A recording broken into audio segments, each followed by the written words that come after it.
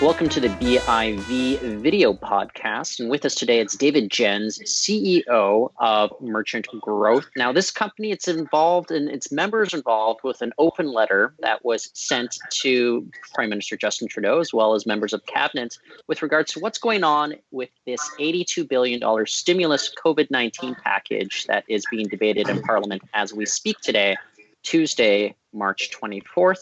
Before we get into it, though, David, I just want to thank you for joining us on the show. Yeah, thanks a lot for having me.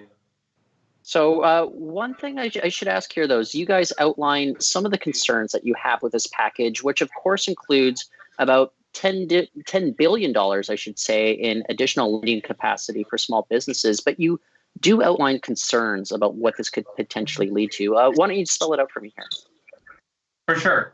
Yeah, so to be very clear, myself and the Canadian Lenders Association are super supportive of what's been announced thus far. I think it's great. It's going to help a ton of businesses out, and it's the type of thing that needs to happen. We need to increase the flow of credit to businesses. So we're not critical of these announcements. We think they're great announcements. All we are saying is that we want to make sure that all sorts of businesses are given the opportunity to access credit through the stimulus, and particularly those types of small businesses that are likely most affected by this crisis. And there just may be gaps in the current approach that are going to leave some, particularly storefront businesses, out of the equation.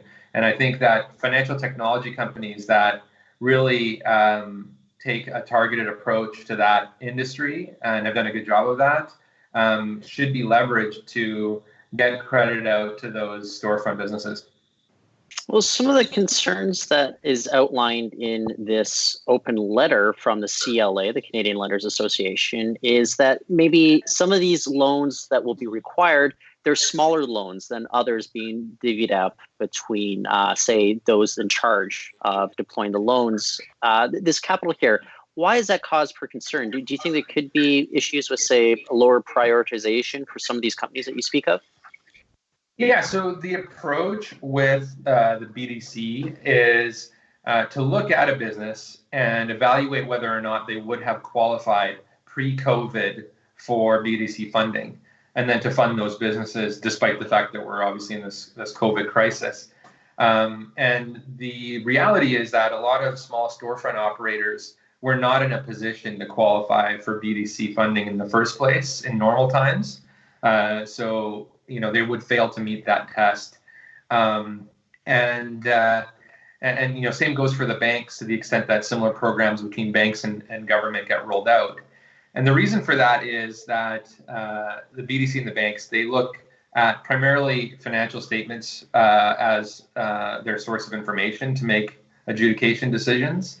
A lot of small storefront businesses might not have recent financial statements prepared and by an accountant, for example, or are not necessarily reliable in order to make credit decisions on. So what Fintechs approach that problem by looking at a different data set to make decisions. We look at bank transaction data and other third-party data, and we use algorithms and statistical models to figure out which businesses make sense to provide credit to. So we just take a fundamentally different approach to how we look at businesses. And so what we believe is that government should also work with fintech companies, use the same test. Would this business have qualified for funding from you pre-COVID? But apply our filter. And so that, these storefront businesses that we service are also able to tap into the credit available under these government programs. I think there's a recognition broadly that these small local storefront businesses are in many ways the most affected by this crisis. They're food service, retail type businesses that are forced to temporarily close. Some restaurants are able to make up some of that with takeout and delivery, but largely we're looking at full closures or vast majority of the revenue gone and so on. And these businesses don't necessarily have strong balance sheets and lots of capital to weather these types of this type of disruption. And they're also coming out of their slow season. We're just about to hit springtime, and restaurant retail volumes are going to pick back up, and before that was able to happen, this crisis came about. So I think that it's really important that we support those local storefronts. I think they mean something to the people that live in the communities. They're local restaurant, retail stores that are independently owned. And I think that we should come together and see that we make it through this, and that those small businesses make it through this.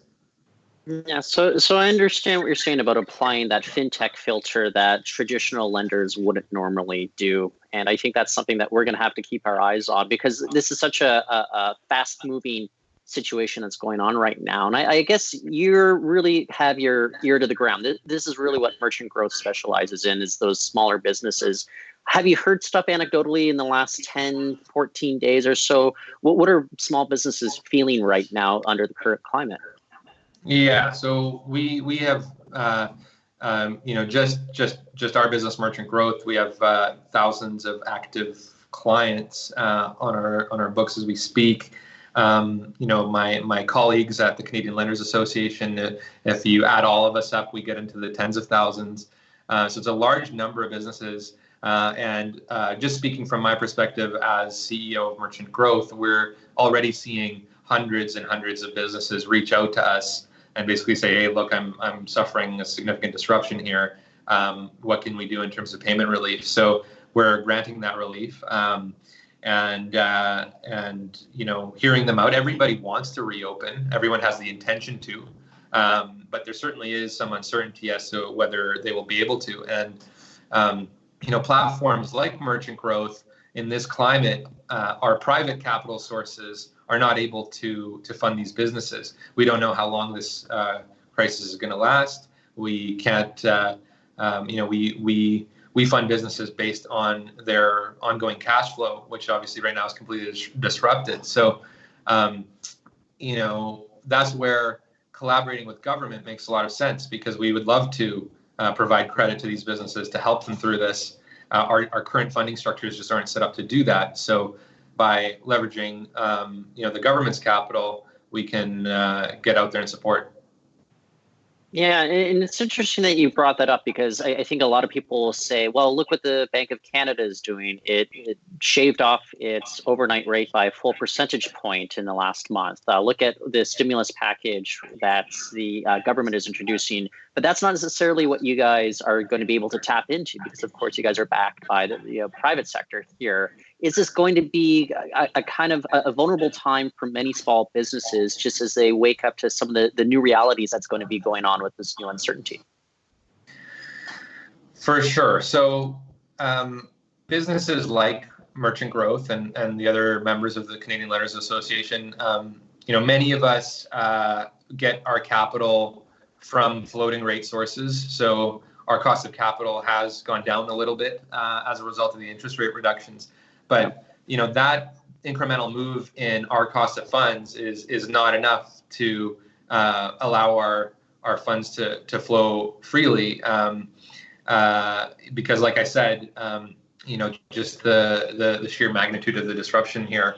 I'm on the one hand, I really want to help that client of mine who's been a client of mine for years, who needs assistance right now.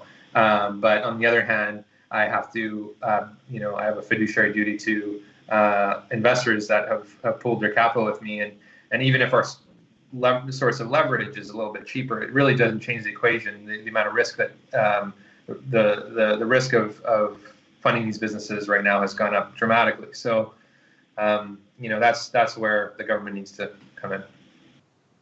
Well, David, this is something that we're going to be following for weeks, months. This is going to have impacts moving forward.